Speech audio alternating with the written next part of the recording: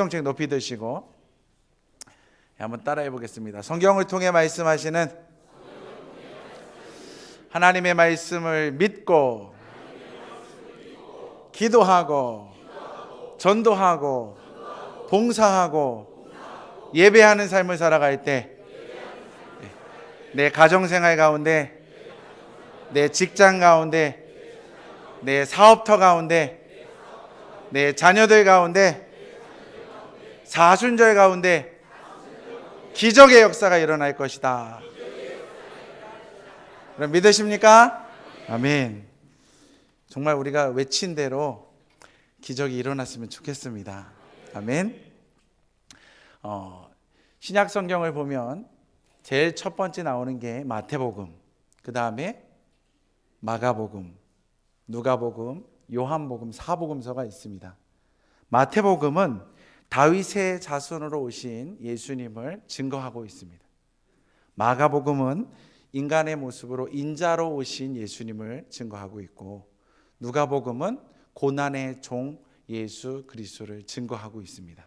오늘 우리가 읽은 본문의 말씀 요한복음은 예수님은 완전한 인간으로 오셨기 때문에 인간의 성품, 인성을 가지고 계시고, 또한 하나님이시기 때문에 하나님의 놀라운 능력, 신성을 가지고 있습니다. 한번 따라해 볼까요? 요한복음은 예수님의 인성과 신성을 강조하고 있다. 그런 가운데 이 요한복음의 첫 번째 기적 사건이 나오는데, 그 기적 사건이 오늘 우리가 읽은 가나의 혼인잔치에서 물이 변하여 포도주가 된 기적의 역사가 기록되어져 있습니다. 이것이 첫 번째 기적 사건이다라고 성경은 증언하고 있습니다. 여러분, 이 말씀 언제 어디서 들으셨습니까? 언제 들으셨어요? 주일학교 때 들으셨어요? 중고등학교 때 들으셨어요? 아마 교회를 수십 년 다니신 분들은요, 수백 번 들으셨을 것 같아요. 저는 초등학교 4학년 때 처음으로 들었습니다.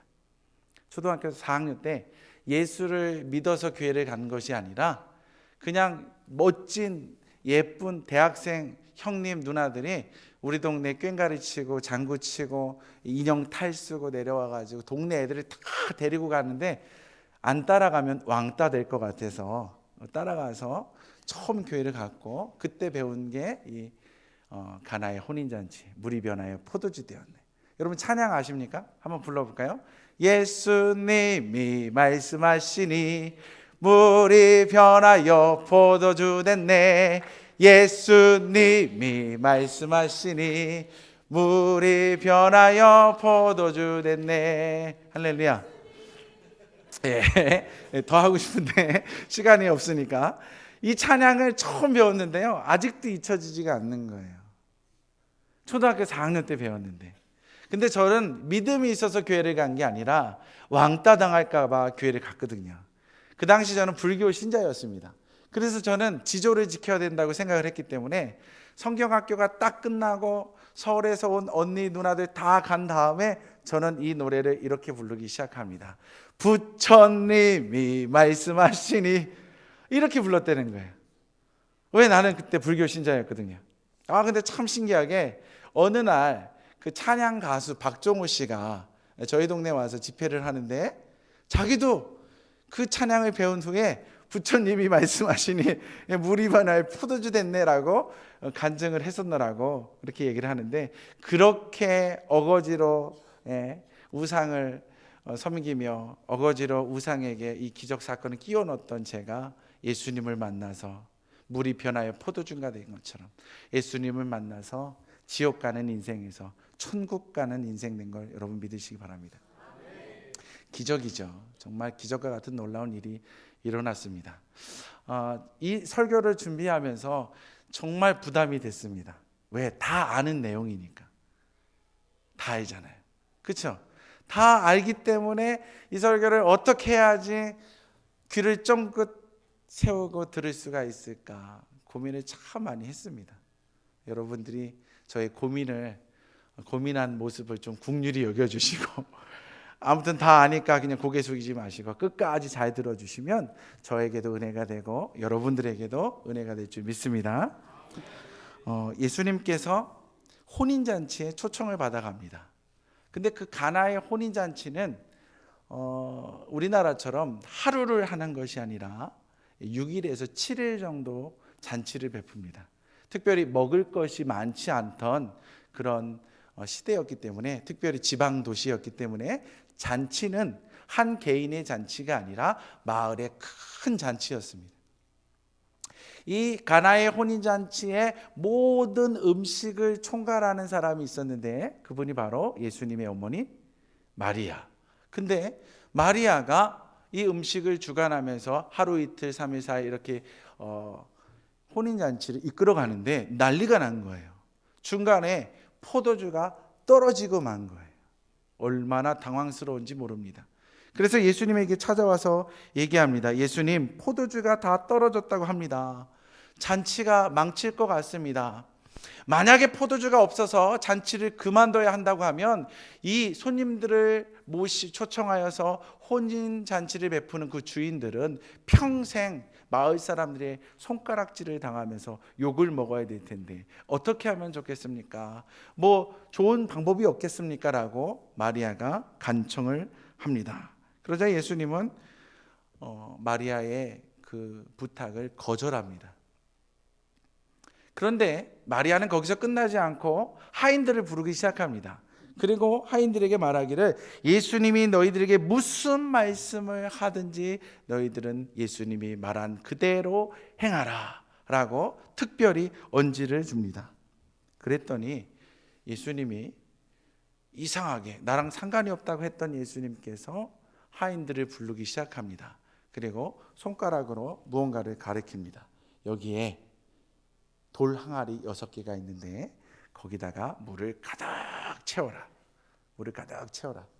여기 성경에 보니까 유대인의 정결 예식에 따라 두세 통 들어가는 돌 항아리 6이 놓였는지라.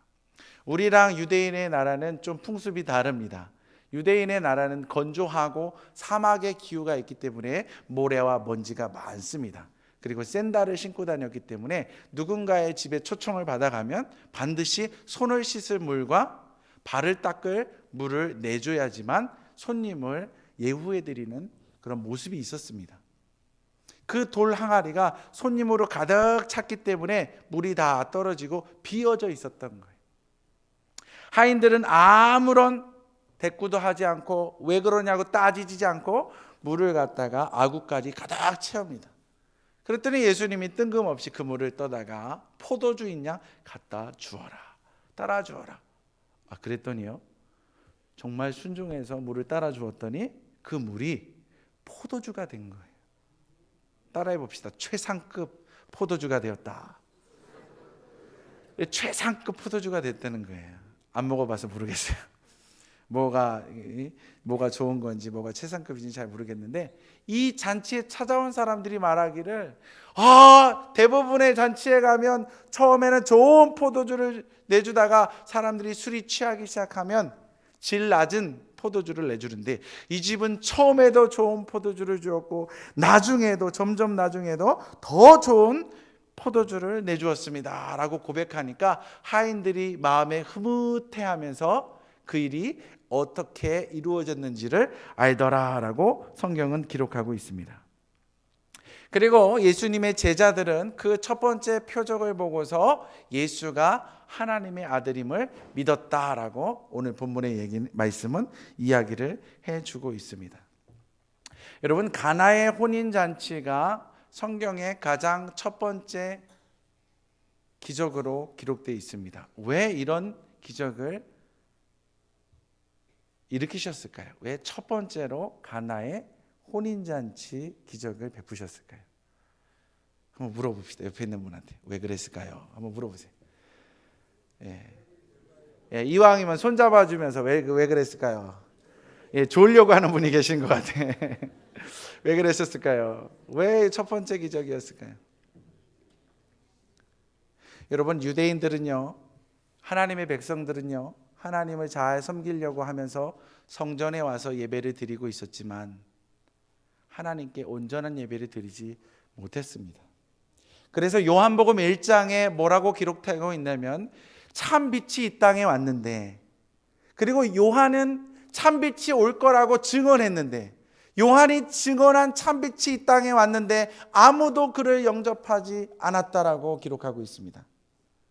그만큼 하나님의 백성들은 제사들을 드리고 있음에도 불구하고 제대로 제사를 드리지 못한 거예요. 하나님께 예배한다고 하면서도 제대로 된 예배를 드리지 못하고 있는 거예요.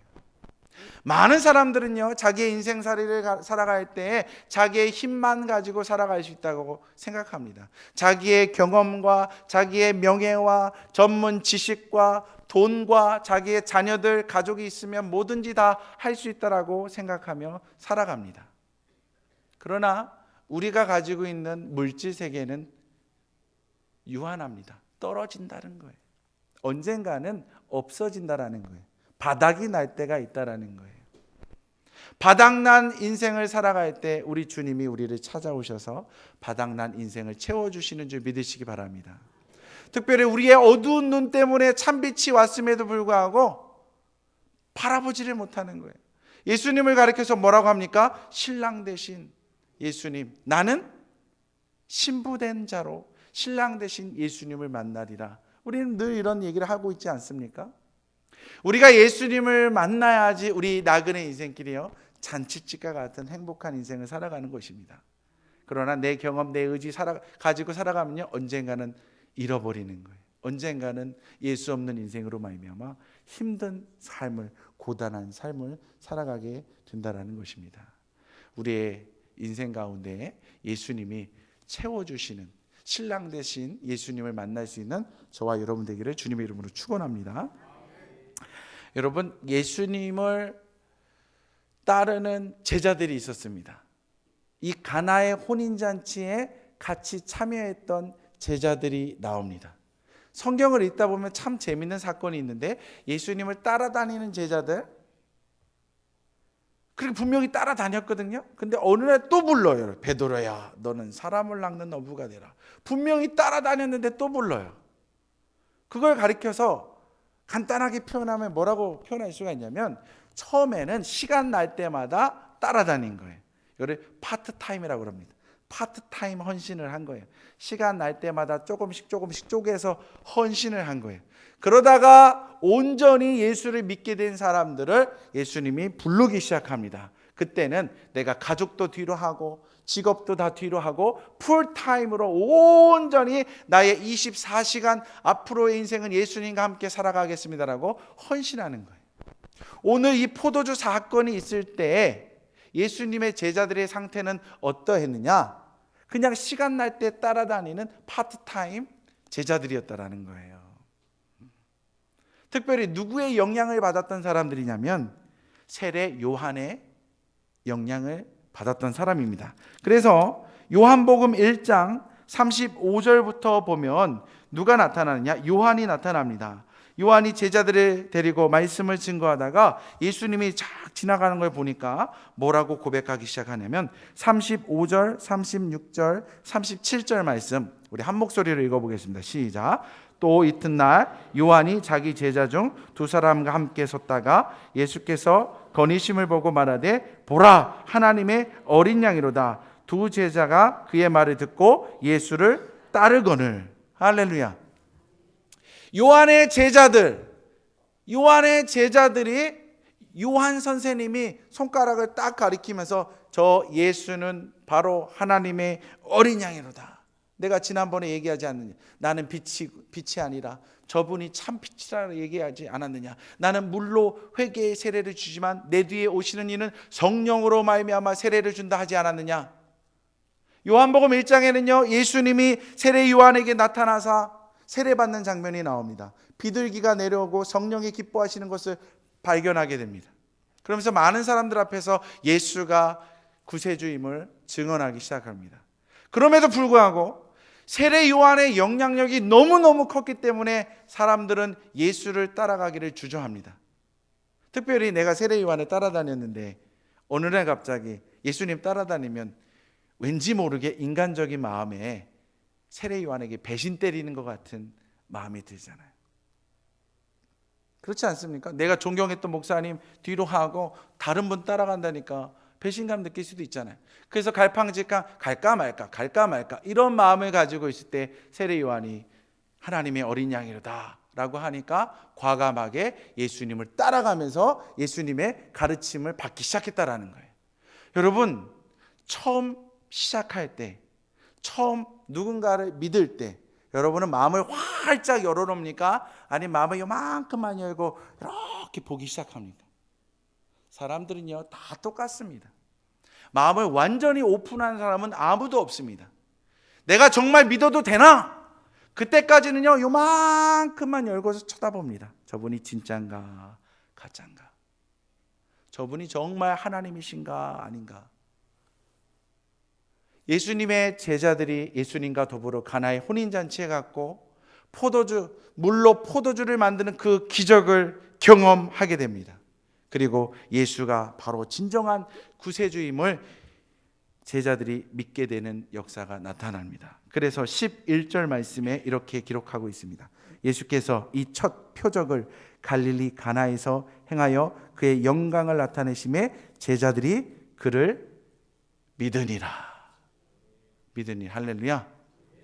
조금만 연 게 아니라 완전히 열게 되는, 예수님은 인간의 모습으로 오셔서 인간의 모습을 가지고 계시면서도 불구하고 그는 하나님의 아들이시고 참 빛이시고 구세주이기 때문에 그는 기적을 베푸는 놀라운 분이구나 라는 걸 믿고 가슴을 열고 따라가기 시작했다라는 것입니다.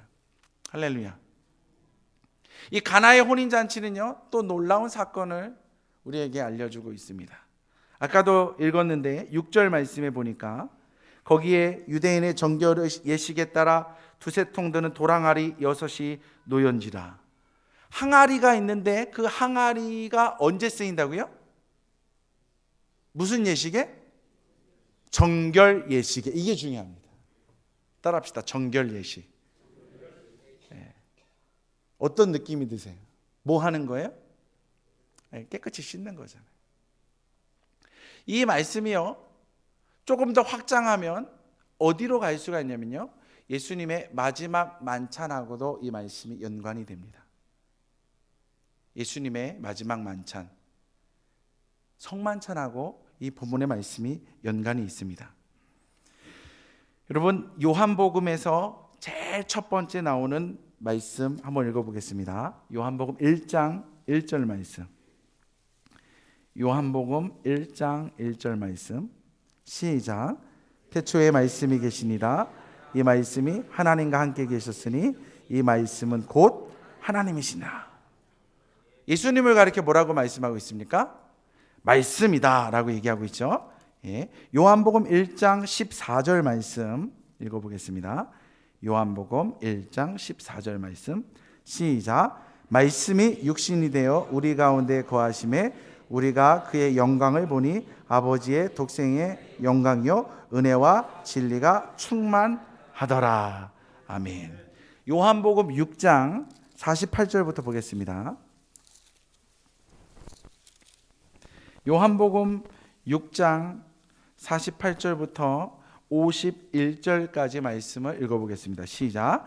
내가 곧 생명의 떡이니라. 너희 조상들은 광야에서 만나를 먹었어도 죽었거니와 이는 하늘에서 내려오는 떡이니 사람으로 하여금 먹고 죽지 아니하게 하는 것이니라.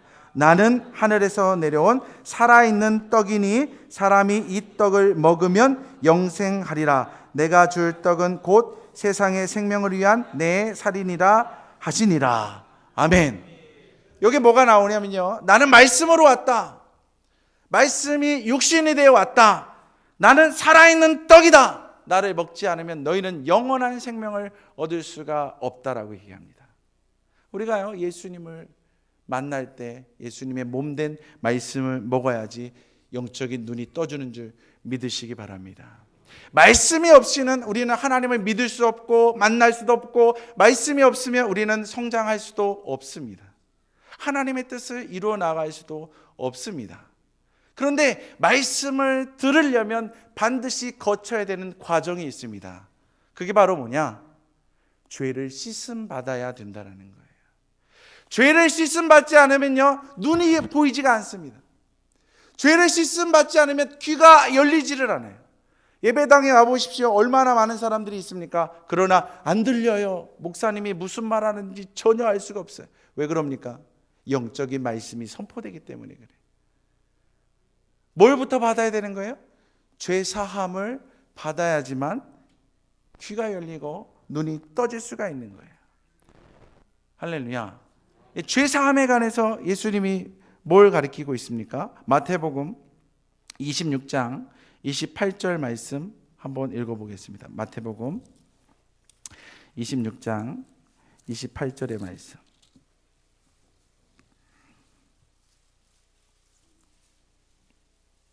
마태복음 26장 27절부터 보겠습니다. 27절, 28절 말씀.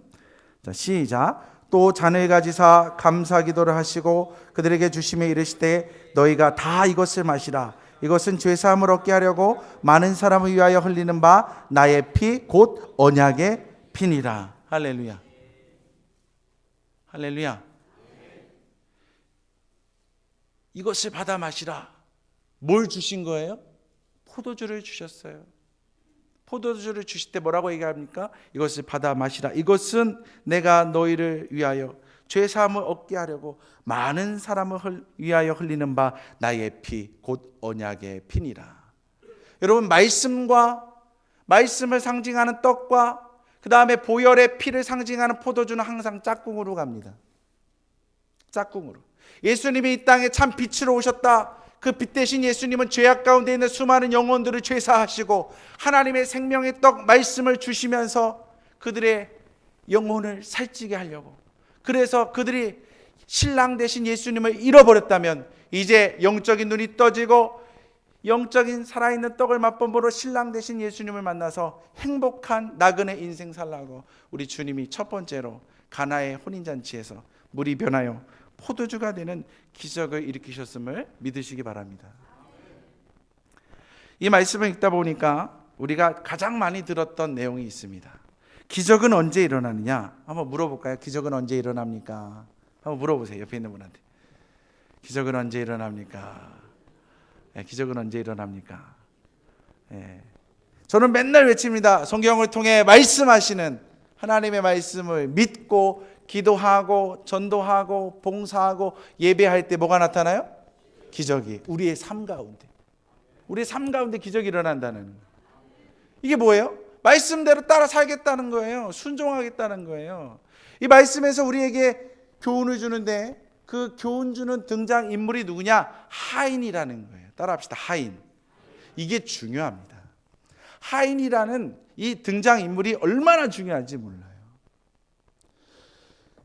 순종하십시오라고 얘기를 하면 그 순종이라는 말은, 여러분, 제가 여러분에게 사순절 기간이니까 특별 새벽 예배를 드리십시오라고 얘기를 하면, 새벽 예배 드리십시오라고 얘기를 하면 본인들은 머릿속에 막 생각을 하기 시작합니다. 내가 요즘에 무슨 일이 있어가지고 아침에 일찍 퇴근하고 일찍 출근하고 늦게 퇴근하는데, 그래가지고 내가 아침에 4시 반에 일어나서 새벽 예배를 드리면 업무에 큰 지장이 있을 텐데, 지금 뭐 하고 있는 거예요? 지금 머리가요 지금 막 생각을 하고 있는 거예요. 왜? 내가 정말 이것을 순종해도 될까 말까 먼저 납득부터 하고 그 다음에 따라가야겠다. 이게 순종입니다. 근데요, 이 하인들을 택했다라는 것은요, 이게 중요하다라고 그랬잖아요. 하인들은요, 순종도 하지만 복종을 하는 게 하인입니다. 뭘 한다고요? 복종을 한다라는 거예요. 이게 중요한 겁니다. 하인은요, 이게 납득이 가건 납득이 가지 않건 간에 주인이 얘기하면 듣는 게 하인이에요. 그리고 하다 보면 이래서 주인이 시키셨구나. 하인은요, 처음부터 주인의 마음을 읽을 수가 없는 거예요. 행한 다음에, 다 그 일을 행한 다음에 결과를 보고 주인의 뜻을 발견하는 게 하인입니다. 이 하인들은요, 우리에게 말하고 있습니다. 순종하라고, 복종하라고 이야기하고 있는 것입니다. 여러분, 순종은 우리를 정말 훈련하는 최고의 도구입니다. 따라합시다. 순종은 우리를 훈련시키는 최고의 도구이다. 여러분 순종하시기 바랍니다. 여러분 복종하시기 바랍니다. 제 말에는 복종 안 하셔도 돼요. 하나님 말씀에 복종하시고 순종하시기 바랍니다. 목사님들이 여러분에게 복종하라고 합니까? 순종하라고 합니까? 하나님의 말씀을 가지고 순종하라고 합니다. 여러분 목사님들에게 순종하시기 바랍니다. 할렐루야. 권위자들에게 순종하시기 바랍니다. 그러나 우리가 하나님의 말씀을 대할 때는 순종하는 것뿐만 아니라 복종까지 할 수 있는 저와 여러분 되기를 주님의 이름으로 축원합니다. 그럴 때 기적의 역사가 나타납니다. 여러분 순종은 우리를 기초를 튼튼하게 합니다. 순종은요 우리를 영적인 습관을 가지게 만듭니다. 순종은요 기적을 만드는 기초를 다지는 거예요. 기초가 환경이 만들어지지 않으면 절대로 기적은 나타나지 않습니다. 절대로 기적은 나타나지 않아요. 여러분 훈련이 필요해요. 그 훈련 중에 가장 큰 훈련이 순종인 줄 믿으시기 바랍니다. 많은 사람들이 운전을 좋아해요. 저도 운전한 지 꽤 오래됐습니다. 여러분 차에 앉는다고 운전할 수 있나요? 못해요. 그래서 이 운전을 하려고 어디로 갑니까? 운전면허 학원에 갑니다. 운전면허 학원에 간다고 차를 몰 수 있나요? 아니에요. 뭘 따야 되죠? 운전면허 자격증을 따야 합니다. 운전면허 자격증을 땄다고 해가지고 운전 잘하나요? 운전 못해요. 그래서 그 뒤에다 왕초보 알아서 비켜가세요. 책임 못 집니다. 막 그러잖아요. 그런데 막 벌벌벌 떨면서 옆도 보고 앞도 보고 백밀러도 보고 막 그러다가 1년이 지나고 2년이 지나고 3년이 지나고 4년이 되면요 딱 뒤에 기대가지고 이러면서 운전합니다. 어떤 차는요 키가 너무 작은 아줌마가 운전을 하는데요 진짜 혼자 가는 차인 줄 알았어요. 안 보여 막 이렇게 운전하는. 근데도 막 쌩쌩 달려요.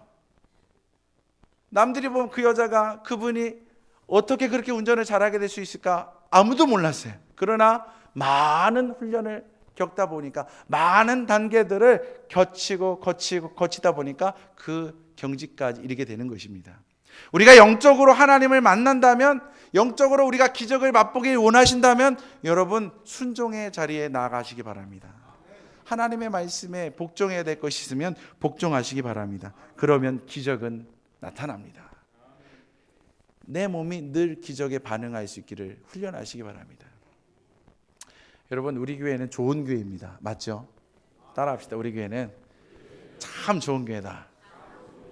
여러분 시켜서 하는 것들은요 수준이 좀 낮은 거예요. 알아서 하면 수준이 높은 거예요. 그렇죠? 알아서 하면 수준이 높죠? 우리 교회는 제가 볼 때 수준이 높은 줄 믿습니다. 할렐루야.